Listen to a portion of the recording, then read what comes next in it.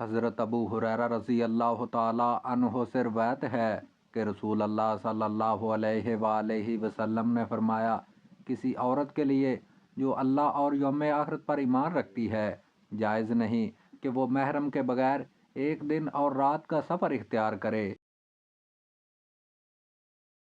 حضرت ابن عباس رضی اللہ تعالی عنہ سے روایت ہے، انہوں نے نبی کریم صلی اللہ علیہ وآلہ وسلم کو خطبہ میں فرماتے ہوئے سنا کہ کوئی آدمی کسی عورت کے ساتھ تنہائی اختیار نہ کرے مگر اس حالت میں کہ اس کے ساتھ اس کا کوئی محرم یا رشتہ دار ہو، اور عورت محرم رشتہ دار کے بغیر سفر نہ کرے۔ تو ایک آدمی کھڑا ہوا اور پوچھا کہ اے اللہ کے رسول صلی اللہ علیہ وآلہ وسلم، میری بیوی حج کے لیے جا رہی ہے اور میرا نام فلاں فلاں غزبے میں لکھا جا چکا ہے، یعنی اب میرے لیے کیا حکم ہے؟ آپ صلی اللہ علیہ وآلہ وسلم نے فرمایا، جا تو اپنی بیوی کے ساتھ حج کر۔